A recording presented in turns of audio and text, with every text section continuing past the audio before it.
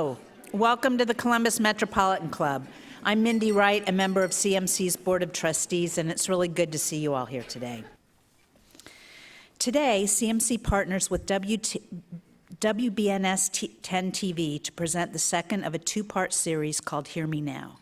Part one aired live on WBNS last night from 9 to 10 p.m., and today we continue the conversation. Back in the day, people my age may have experienced or observed bullying as we were growing up. But as today's technology makes it easier and easier to amplify and encourage bullies and hurtful memes, the stakes have gotten higher. WBNS 10 TV's series on this topic has brought together teens, their families, teachers, and experts to look at the issue from a range of perspectives. How can we foster safe spaces to comfort and nurture children and teens, help them build resilience, and take on the inevitable challenges of life? As Chloe, one of the teens on last night's broadcast, said, I think it's important that we all be kind to each other. So how can we foster that kindness? Let's hear from some experts. Please welcome CEO of the Boys and Girls Clubs of Columbus, Rebecca Asmo, Principal of the Arts and College Preparatory Academy, Tony Gatto, President of PFLAG Columbus, Jaron Terry, and journalist at WBNS 10 TV, Scott Light.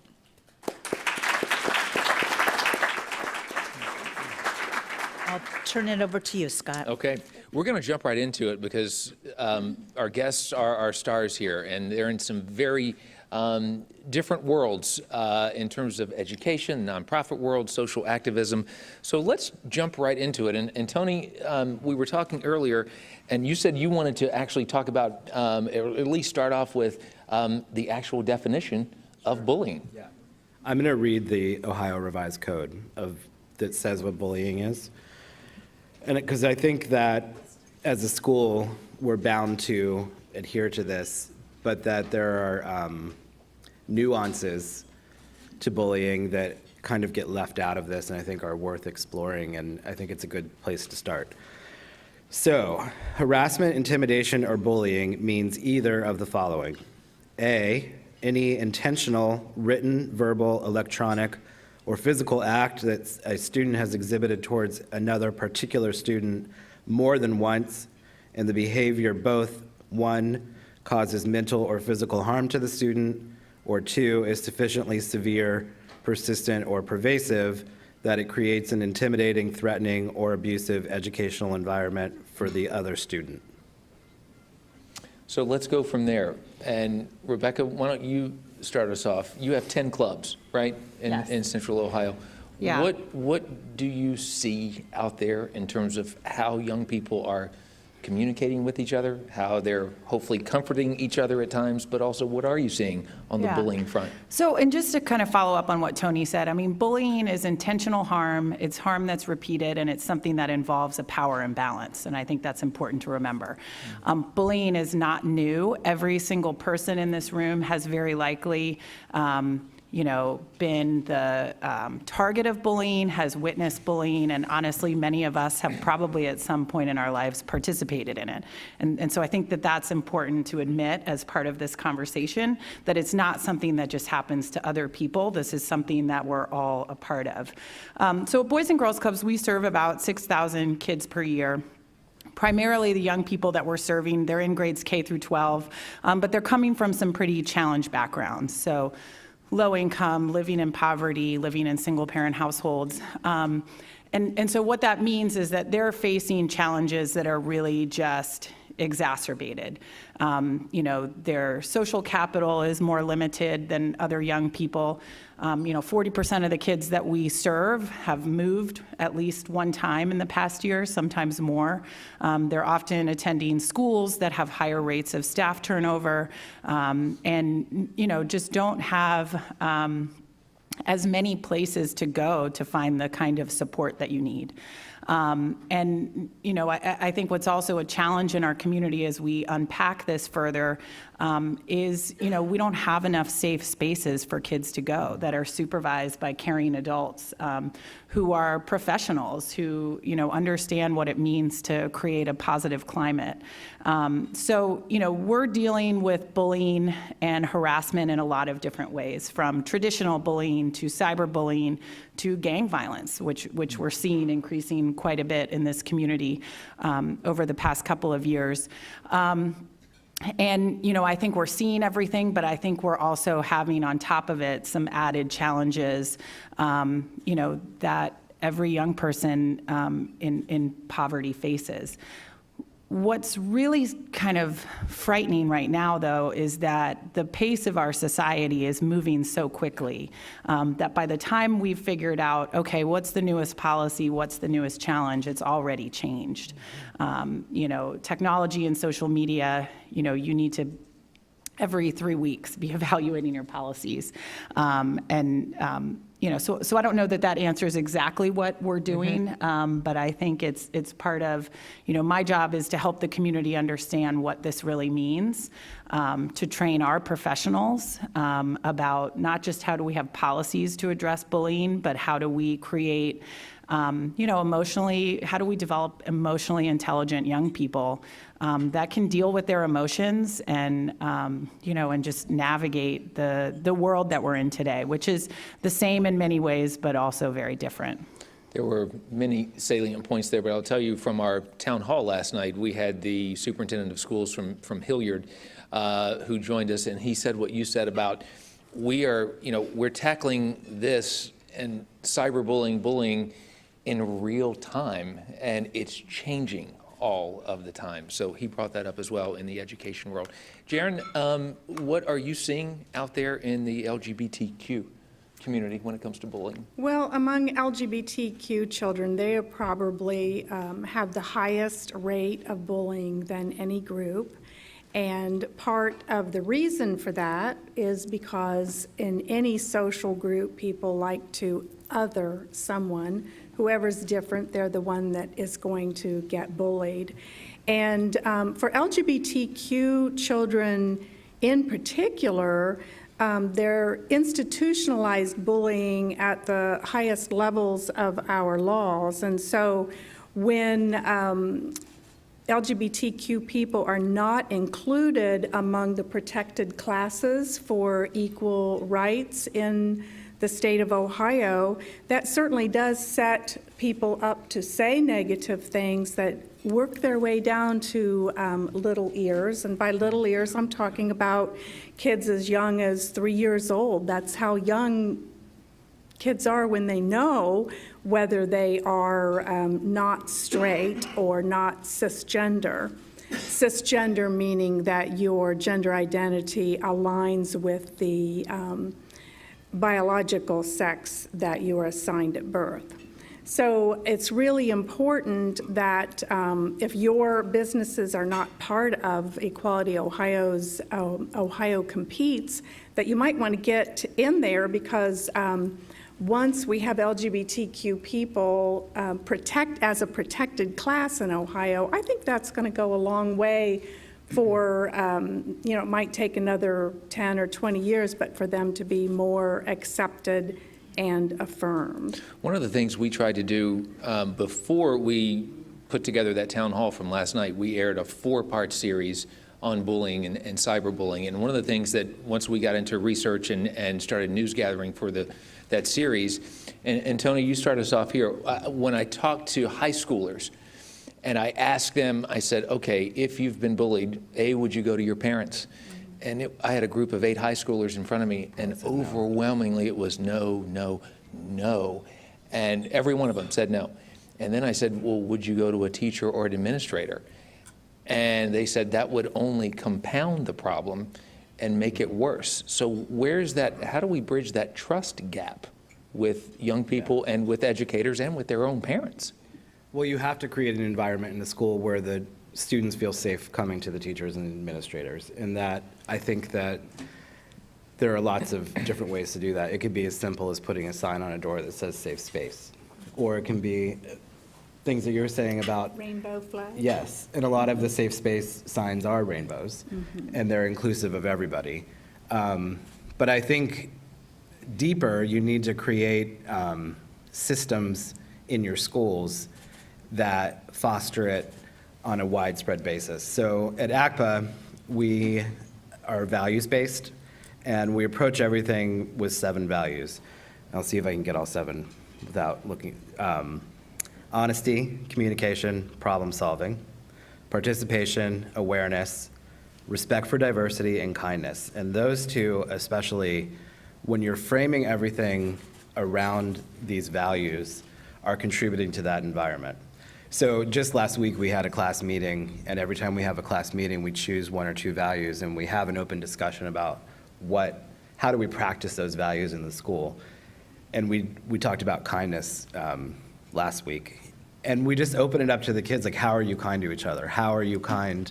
I posed a specific question, how are you kind to people that you don't agree with or don't understand? And how do you actually practice that?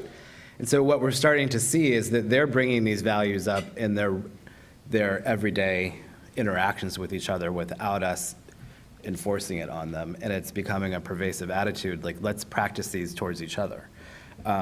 Something I wanted to follow up with what you were saying about businesses, I think schools also have a responsibility to be inclusive with curriculum, because if we're starting young and we're not learning about other people, so if we don't have a curriculum that includes LGBTQ or includes history of races. In a positive light. In a positive light, yes. For me, that goes without saying. How are we expecting kids to understand each other, and how are we expecting kids to learn about people that are different from them? If we're not teaching that in schools, where do they get that?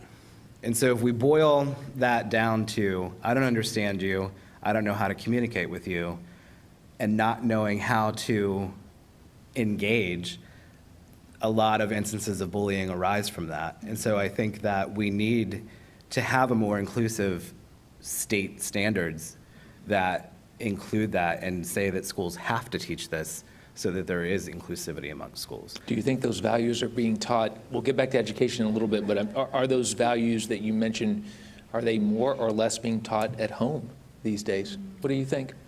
I think in some homes they are, in some homes they're not. I'd agree with that, too. Yeah. Yeah, in fact, if I may. Please do. One of the things that is so important for LGBTQ kids is that they feel supported at home, because if they're not, that's when you run into a lot of problems. And so parents really need to be conscious of what their language is when topics come up around gay issues, if you will, that they are, careful what they say, and that they make positive comments and certainly not make negative comments. I had an example of a parent who told me that the parent was affirmative, but would have preferred their child not be LGBTQ not because they didn't affirm LGBTQ people, but they knew their child would have a really difficult life if they were gay. And so when the child at a young age said, so what if I were gay? The parent said, well, that would be terrible, meaning that would be a terrible, difficult life, but what the child heard is that they would be terrible. So it's really important that we're very conscious about what we say around kids, and also that we advocate, and that means going into the schools and make sure that there are GSAs in place, or at your house of worship, make sure that you are voicing that you want your church to publicly be affirming, or find another place of worship, and also to build resilience in your child so that when they do face bullying, as let's face it, LGBTQ kids are among the most bullied, they have a sense of who else they are. They're not just a gay kid, but they're a member of the marching band, or they're a wonderful pianist, or wonderful at theater or gymnastics or whatever else they are, that they have a sense that people support them and value them for their whole selves, not just that one tiny aspect of who they are. I think, Scott, I mean, so when we talk about home, I mean, you know, what I think is really troubling about today's society is we're much more segmented than we were in the past. So if, you know, if you're a child who lives in a poor neighborhood in Columbus, or you're born poor, you have just a 5% chance of getting to that top income quartile. And so what that means is, you know, more than half of the children that live in Franklin County are poor. And what that means is we have a huge number of young people that are living in, you know, homes oftentimes without kind of the, you know, traditional family structure for a lot of different reasons, in homes where parents are working quite a bit, working multiple jobs. Increasingly, we're having homes where parents are addicted. We're seeing that at the Boys and Girls Club more than ever. And also, you know, just schools are incredibly important. And they really are the backbone of so much that happens with young people. But there's a whole nother part of the day. I mean, a young person can spend more time in a Boys and Girls Club over the course of a year than they can in a school. But yet in Columbus, just 12% of students are accessing any kind of youth development programs in out-of-school time. And so those are really big issues. I mean, we've had, just this summer alone, I mean, we had our staff intervene a number of times with young people who were, you know, suicidal or expressing suicidal ideation. They were experiencing not just challenges with their peers, that was part of it, but they were also in situations where they were raising siblings, where they had parents who were addicted, where they didn't really have connections, you know, with any adult that they felt safe with. So while, you know, I think bullying is a piece of it, you know, we've got a society today that's not as connected, that's more unequal than it's ever been, and I think that that's something that we really need to talk about as a community. And we're seeing some of these problems, you know, that are coming about because of all of this. It's not that kids are very different. It's not that you know, kindness has changed that much. Our systems are you know, not set up to help kids have safe spaces. Did your staff notice various behaviors or actions in those kids, or did those kids come to your staff and counselors and say, hey, I'm having a tough time? Yeah, so it has to be a mix of both. So we do a couple things at the Boys and Girls Club. One is that we're one of the few organizations that really tracks the club member experience. That's probably one of our most important indicators. It's kind of like a customer service experience rating, but we ask kids, how safe do you feel about the club? And our goal is to have as many kids as possible report an optimal club experience, which means an A+ experience. The one indicator that impacts that the most is whether or not kids feel respected by their peers, which I think is really interesting. And you know, we can score a lot higher if we improve that. So some of that is just making sure that staff, you know, how do you supervise an area? Kids are most likely to be bullied in a bathroom, in a hallway where somebody's not supervised, in an entrance to the club, and it's the same in schools and any other organization. And so you need to make sure, how are those spaces actually being supervised? Because a lot of times, you know, kids just need adults to intervene.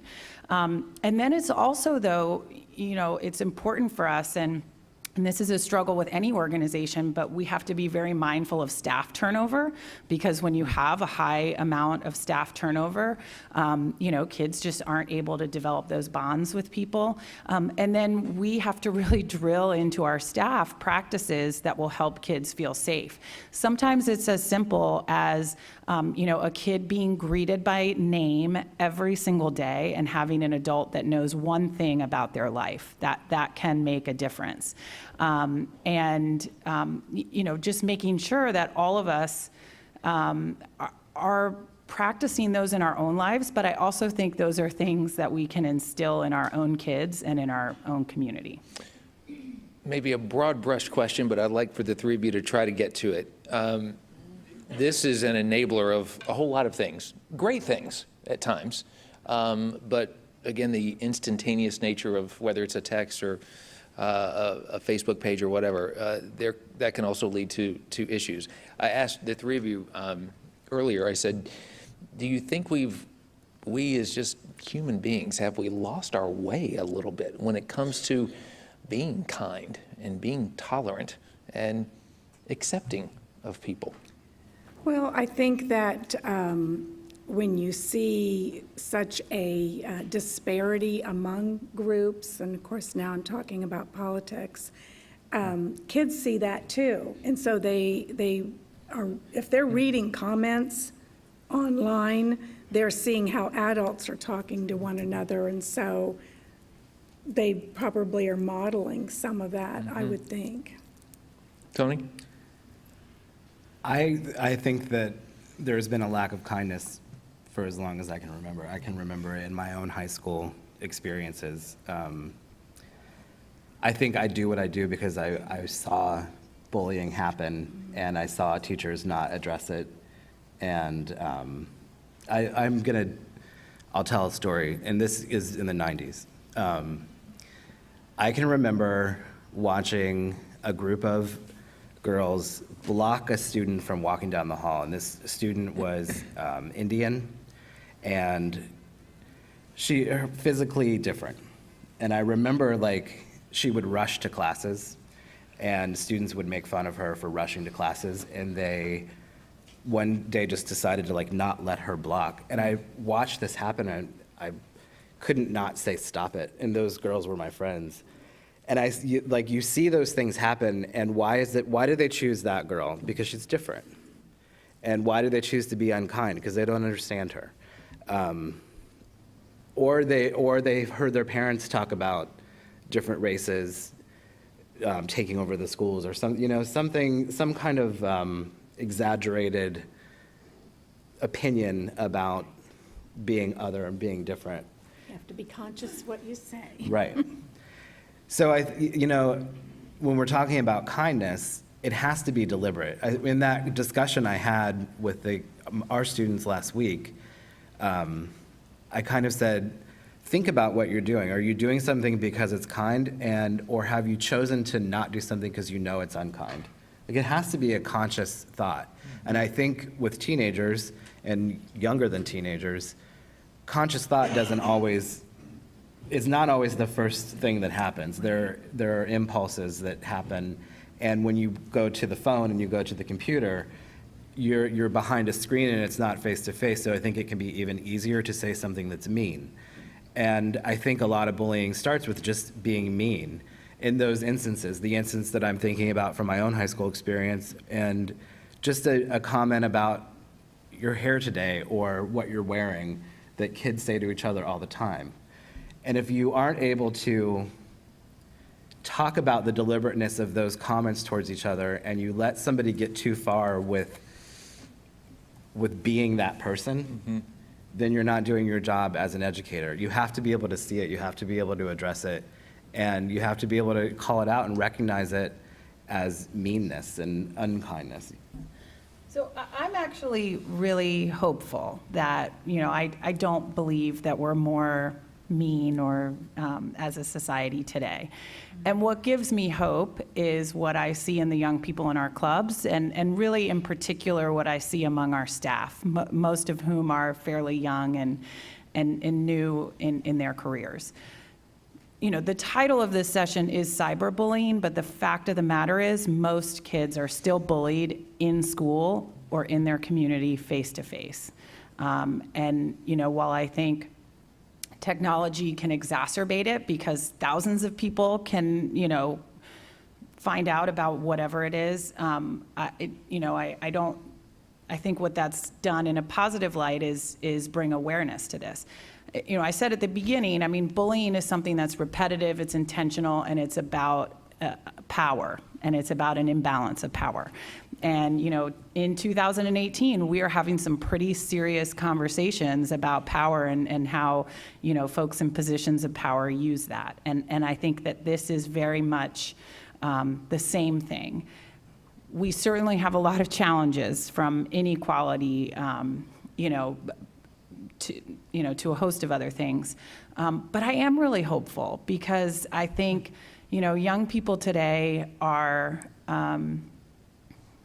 I think in a lot of ways, I see some differences from when I was growing up and how young people talk to each other. I have a brother who has autism and quite frankly, was just abused growing up because of it. And it wasn't just kids, it was parents. And it was parents who would say things to me, who would say things to our parents. And, and I look today in so many ways, schools and different communities are so much more inclusive than they were 20, 30 years ago. And I think that that's progress. We're not all the way there. And I think sometimes as we as a society become more diverse and understand these diversities, it's uncomfortable. I think we're wrestling with that in pretty serious ways as a society. But I am hopeful about it. I don't know that we would have been having this conversation even 10 years ago. So I think it's good that everybody's here and everybody's is talking about it. I don't think we're more mean as a society. Humans don't evolve that much in, just one generation. So. Although, looking at the millennials and the Gen Zs, especially this group that came out of the Parkland shooting, that, to me, is where the hope is. Mm-hmm. And they're Absolutely. also savvy politically. They're the ones that are going to get laws changed. And Jaron, do you see progress as well, overall? What Rebecca was talking about. Actually, for the LGBTQ population, yes, there has been progress. Obviously, marriage won, love won when same-sex marriage was made legal. But look at 2016, the plethora of so-called bathroom bills. I mean, talk about bullying taking place in the restroom. Kids who can't even pee because they're transgender and other people, are othering them there. Look at the court clerks in the Bible Belt refusing to do their job and issuing marriage licenses. I mean, these things are noticed by everyone, but especially LGBTQ young people. So, I'm hopeful for this next generation, and the GLAAD and the research, Pew Research did some research that showed that these generations are really more affirming of LGBTQ peers than any other generation. And, to me, that's where the hope really lies. And I think, when I think about even just being a child, I mean, I didn't know anybody really that had come out as, transgender or, I think that wasn't even acceptable to really be a conversation. If you had any sort of disability, you were completely segregated in another school, at least where I grew up. So I think we are as a society. LGBTQ is not a disability. I just want to make that clear. No. Oh my gosh, of course Yeah, not. But I'm okay. saying we are being confronted as a society, and not necessarily confronted, but and I speak about people with disabilities just from my own family experience growing up, but that wasn't spoken about at all. It was something that was shameful, and as a result, I didn't ever talk about growing up what it was like to have kids kind of follow you home from school and ask why was your brother like this, or have other adults in the community ask me that, because you didn't talk about that because it wasn't something that was out in the community. So so I think one of the things that is hopeful, even though it is difficult to really move through this, especially for communities that have any sort of difference, I think that it's good that we're all sitting here talking about it, because that is the first step. Yes. is really wrestling with this.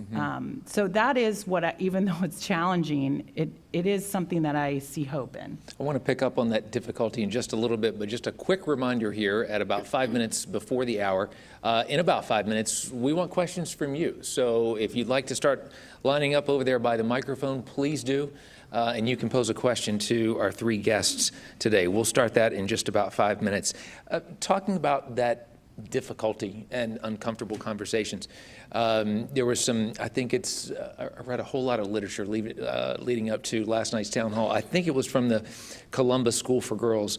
And in some of their documents it said, whether it's a school or with social activism or clubs, nonprofit world, whatever, we have to make sure we're creating spaces to have uncomfortable conversations. So how are you three doing that? Well, PFLAG Columbus is willing to talk to any employer group or church group or social club, any place that parents gather, and of course your coworkers are probably all parents, so we can come in and just, have a conversation that whether people agree or don't agree, at least it's being talked about. So let us know if you want that. We do several things.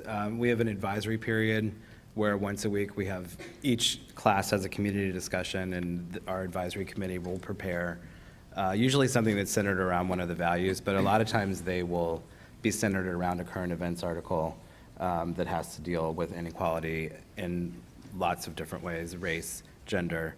And then we'll also have... The new National Geo issue is fantastic. I've been reading about that, yes. Fantastic. It's all about race, April's issue.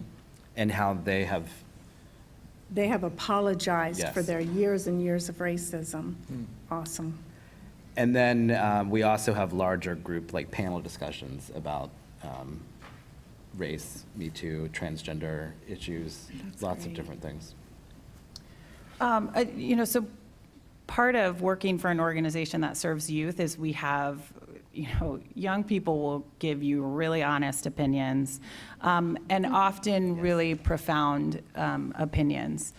So a lot of times it's asking young people, how do you want to be treated? How do you, what kind of environment do you want to have? And encouraging them to, hold themselves and their peers accountable for creating a good environment.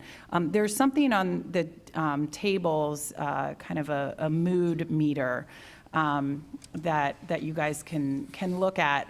One of the things that we do at many of our clubs is just plot yourself on this mood meter. How are you feeling today? And asking kids to, name those feelings and then talk about it. Part of having uncomfortable conversations is actually just talking about it. And how do you feel today? And what are you going to do about it? And what are, your peers going to do to help you? So I think, again, just talking about it, and especially talking to young people about it is critical, because a lot of times adults make decisions on behalf of young people. Oftentimes that's a good thing, but a lot of times we don't consider how we can get young people involved in creating just a better world. One of the things that we saw in terms of 10 TV when we started researching our 4 stories that aired in February, we went to Chicago to interview the co-founder of the Cyberbullying Research Center, and their website is cyberbullying.org. One of the reasons why we went to Chicago is he is asked to speak to groups all over the world, but this particular professor was coming to a school district that's doing this. Starting in kindergarten, the kindergarten teacher has a Twitter account for the classroom. And so when they're doing a project or whatever, they're posting messages out in the social world, but what those kindergarten teachers are doing is they're talking about proper ways to post, what should be in a tweet, and you're putting it out there for everyone to see. And so they're walking their kids from kindergarten on in terms of, again, respect and how things should be worded in the social space. And I thought that was pretty remarkable. We have some folks lined up at the microphone. If you would step up, your name and what's your question? My name is Lindsay Allen. I was at the town hall meeting yesterday, and I just had some follow-up questions. So I'm a youth director at a church in the Powell area. So I serve a lot of the Liberty students. And I know, Jaron, your heart is for the LGBT LGBTQ community. And I want you to know, first of all, my worldview is a faith worldview. And when I have students come and tell me their sexuality, their story, I want you to be confident to know that my response to them is always, you are fearfully and wonderfully made by a God that loves you so completely for who you are as you are. You are loved. So I want you to be confident that there are churches and there are people within those walls that are affirming and loving these kids as well, because I think the church gets, and rightfully so, has had a reputation for vilifying groups of people in really horrendous ways. So I want you to know that there are people speaking up. Thank you so much. I really appreciate you saying that. I think one of the most hurtful things that is said to any LGBTQ person is that we love the sinner, but we hate the sin. And the truth is, it's not a sin. Most people who lift the Bible and try to use it as a bludgeon, they're reading it wrong. And, you know, all the scholars, the top scholars who have gone back to the original language and pulled everything forward, they have actually found that those 6 clobber verses, the ones that are used to beat kids down and make them feel bad about themselves, don't even say what they think they say. And, you know, having been raised Christian myself and having been bloodied in the battle with the United Methodist Church personally, I can tell you that it's really, really important that people who profess to be Christians actually look at Christ and, you know, say, okay, we got 10 commandments, but what's the new commandment? So I'm really glad you're telling kids that, because if they're not hearing it at home and they're not hearing it at church, it's wonderful that they are hearing it from you. But also, so after Jacob Bice's passing, a group was formulated in the Powell community called Powell Imperfect. And it wasn't saying that Powell itself as a community was imperfect. I think we were all just sick and tired of hiding behind the mask of perfection that is portrayed. And we all just wanted to say, it is okay to be flawed. Let's lead as adults by example. And from this community of parents that have kind of rallied together, one of the things, oh, sorry, did you want to say something? No, I just flawed. What? I think she's talking about the parents, right? Not the students. No, not the students, not the good. students. Okay, Sorry. No, we are imperfect. Like, we are not perfect people. But, and it's okay. It's okay to embrace exactly who we are as we are. But one of the things that we have done is we've broken into all of these different groups, to bring in educators, to talk to the parents, to have a student-led initiative. And last week, we met with a group of students, and at the end of the meeting, the kids were giving all of their ideas. Let me jump in here for just a second. Sorry. Do you have a question? Because we have other. Yes, this is my What's question. your question? One of the boys said, do you have, or he said, thank you for giving us a voice. So what I was going to say is, are there plans for the Columbus Metropolitan Club to give more kids a voice where they can come and sit on the panel and share their experiences with bullying and what they think the solution should be? So, you know, that's probably a question for Jane and maybe not any of us here on the panel. Jane's right there, as a matter of fact. But, there you know, she I'd is. say, you know, Perfect. youth voice is always important. And one of the things that will contribute most to a young person having positive experiences in childhood is being given a sense of belonging, a sense of purpose, and a sense of usefulness. So, you know, I think the more we do that collectively as a community, belonging, purpose, and usefulness, you know, we will see this elevated. And they want to be heard. They absolutely want to be heard. Yeah. So, not to be put on the spot or anything, but I'm Jane Scott. Sorry, Jane. No, it's really okay. I think the question is really valid. The Metropolitan Club is open to any discussion and any conversation that rises to the top. Obviously, there are a lot of issues and a lot of discussions that we like to have in this community. So, the answer to that question is probably no, not next week. But in the future, there's a very good opportunity for us to continue this conversation. So That'd be great. And I know some LGBTQ kids who'd love to be on the panel. Yeah, and I've been to many, CMC forums where there's a young person on the panel, there's young people in attendance. So again, I don't think we need to get so in the weeds on this particular, forum. But I think all of us are involved in organizations, whether in our neighborhoods or our community. And so I think it's not asking, what are you going to do? What am I going to do to elevate this, to give young people a voice, to support somebody who may be struggling? I think we all need to ask ourselves those questions every single day. Well, and I would offer up, all of our Metropolitan Club forums are on YouTube. They're videotaped. We go to the trouble to do that so that you all can use them. You can share them, you can link them, you can use them in your church groups, you can use them in your clubs, you can use them in your neighborhoods to be the basis of another conversation. So we want the conversation to continue within your community. So my question is, and please forgive me, I don't mean to be hard-minded about this, but you all are coming at this issue from a safe space perspective. We all know the world is not a safe space. My question to you all, what are you doing, maybe Tony and Rebecca, to follow up a little bit on Jaron's comment that teaching children resilience, teaching them self-esteem so that when they are bullied, they're strong and it bounces off rather than diminishes them or harms them. I'm very concerned about kids that in college, professors can't talk to them because they might offend them, and everything is kind. The world is not a kind and fair place. Yeah. And those So- of us in this room might have one perspective, but kids are Yeah. going to have to live a life in a very, very cruel world. How are we teaching our children resilience?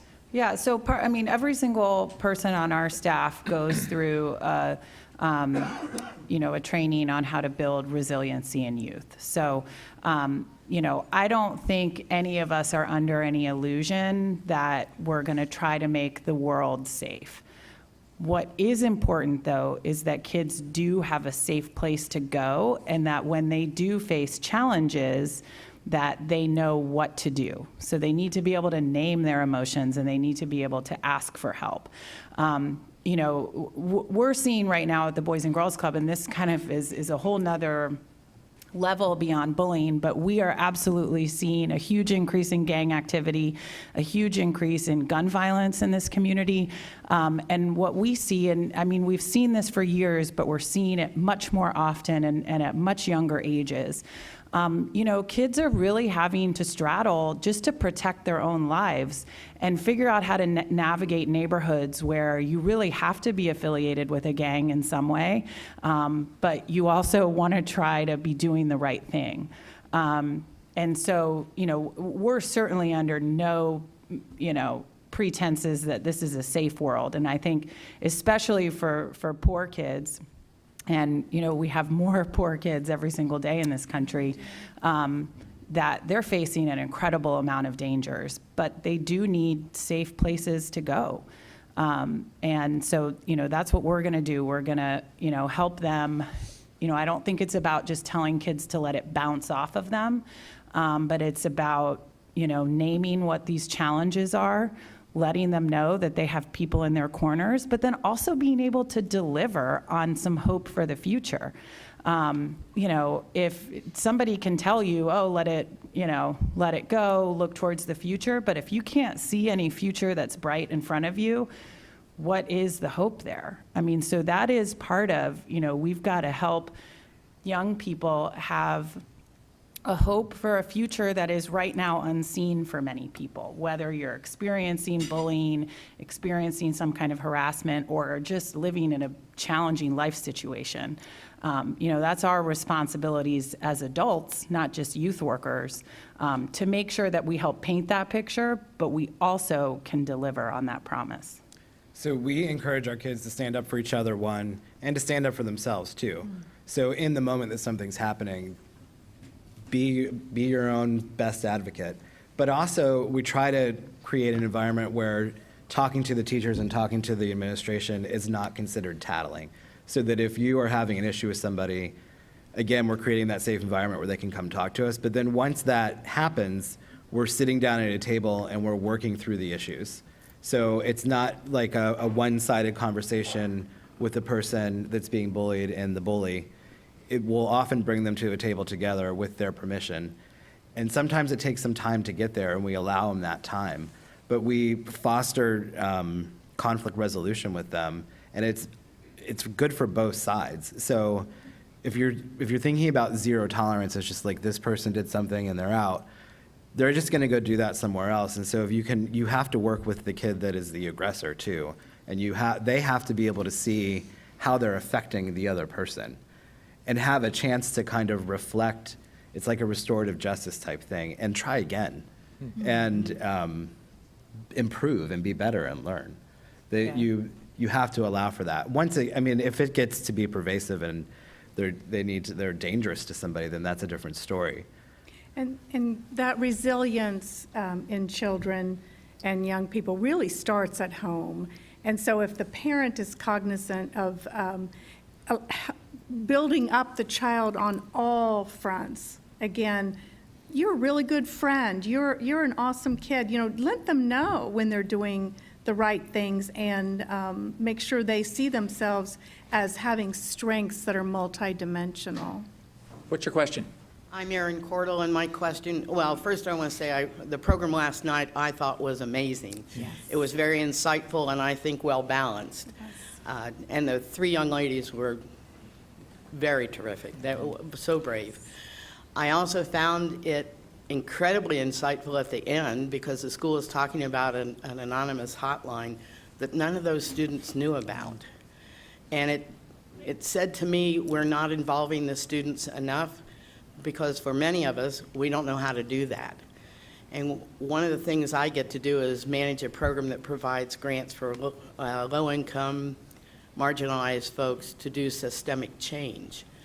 And the rule is you have to have at least 50% of the people who are affected be the decision makers. Awesome. And I think we're not doing that because we don't know how to engage the students. So any insight on that can be used at churches and organizations in the family, I think would be very helpful to us. I think it's really hard for any large organization, and school districts are large organizations.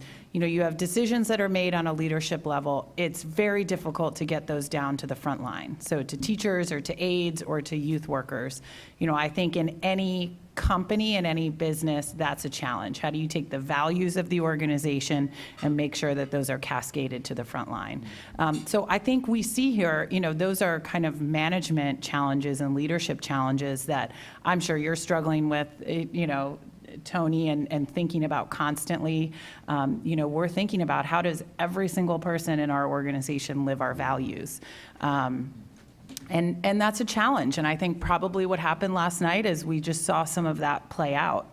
But I'm glad that I heard several people kind of talking about that and how do we do that better? And, these systems and systemic change is all about driving continuous improvement, not figuring out what's perfect and making sure it's perfect. We just constantly have to be asking questions about how we can improve and make it better. And when you're in a school, you have access to your students, and get them at a table and sit down and talk to them.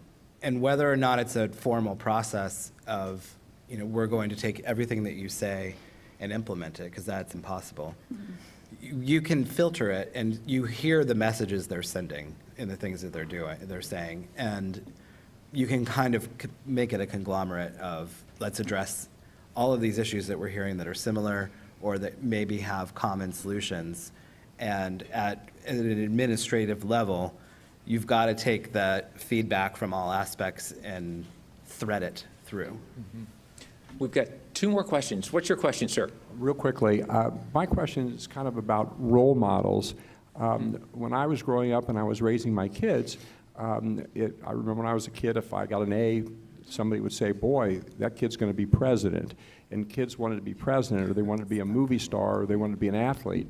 And when we've got a president calling women opponents ugly and people stupid, which sounds like bullying to me, how do parents and leaders counter that in influencing children? I think our role models need to be the immediate people in front of us, not the people on TV. And I think that that's hard to accomplish, but I think parents and schools have a job to educate their kids to, that's fake.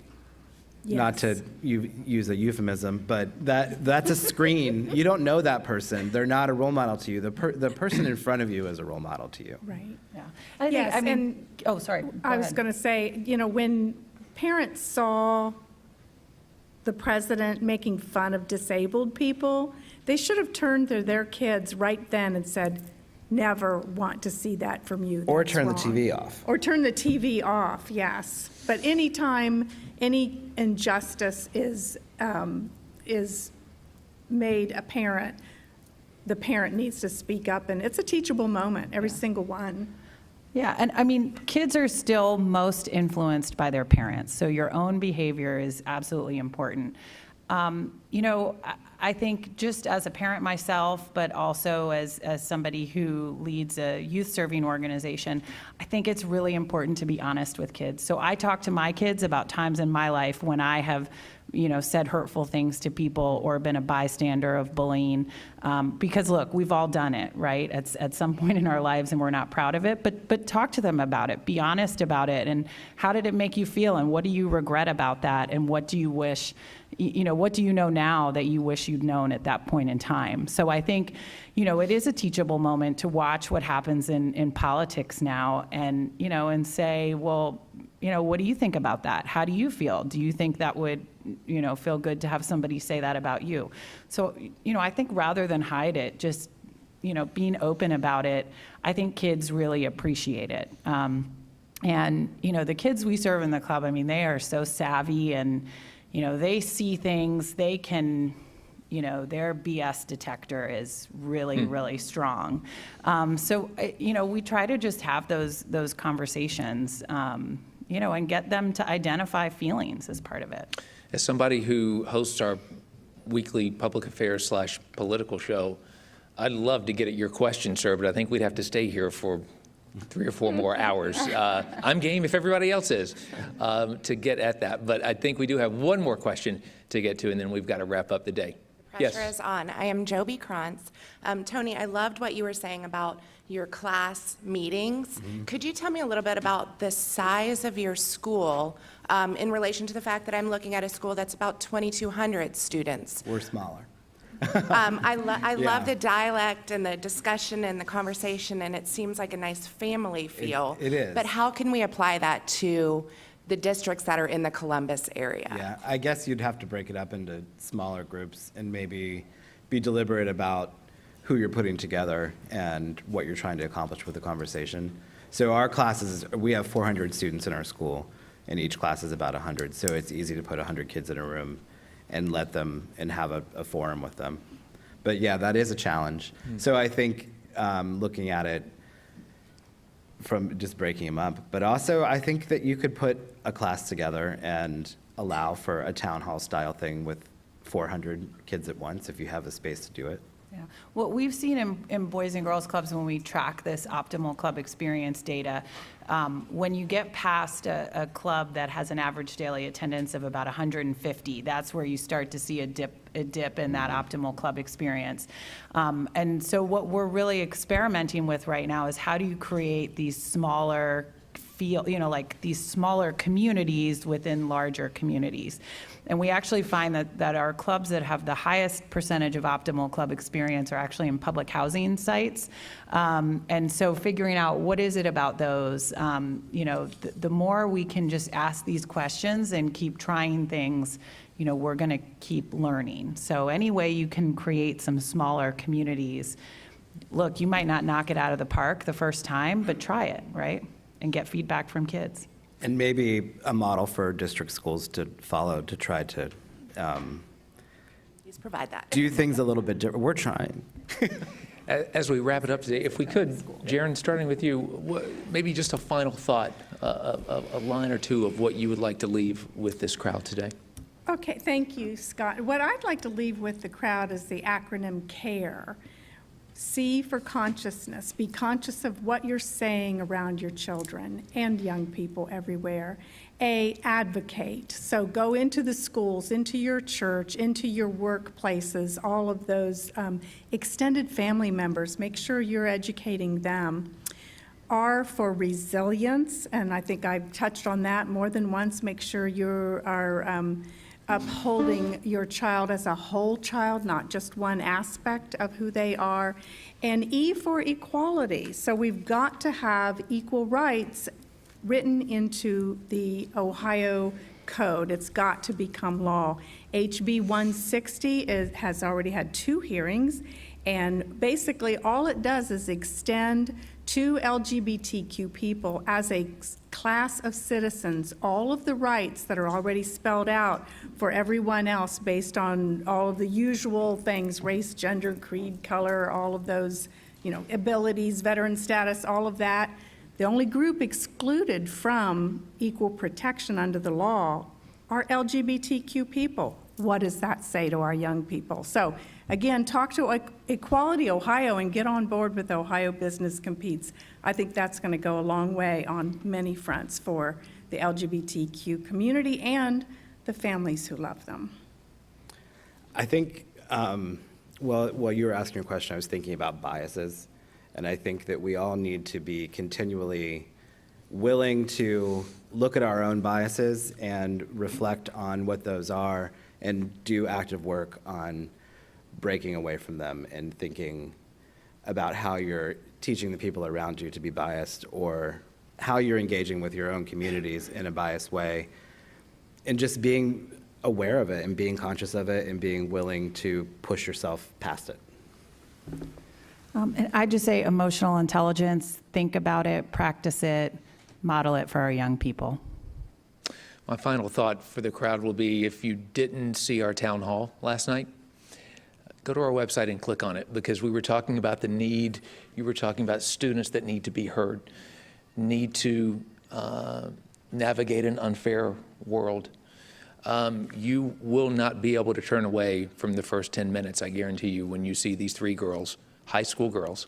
And when they came back at the end. And when they came back at the end, how poised, how cerebral they were, and how real they were in describing depression, mental health challenges, and every one of these girls tried to kill themselves. You can't turn away. And they are so powerful in their resiliency, didn't you think? Amen. And Yes. so I invite you to go watch that, and then we'll all go home and hug our kids a little bit tighter, and maybe even call our parents, call mom and dad and thank them too. So with that, why don't we turn it back over to Mindy? I'd second Scott's urging you to go and watch that forum.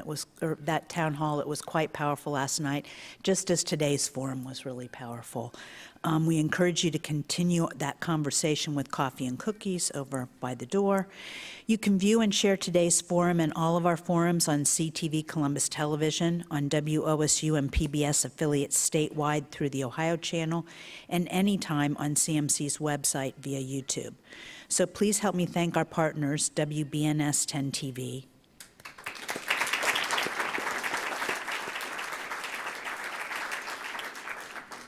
and of course our speakers, Jaron Terry, Tony Gatto, Rebecca Asmo, and Scott Light.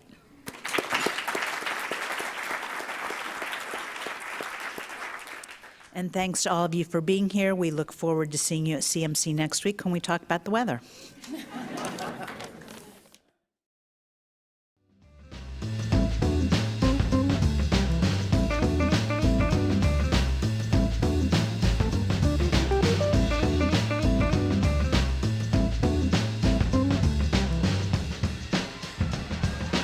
Thank you.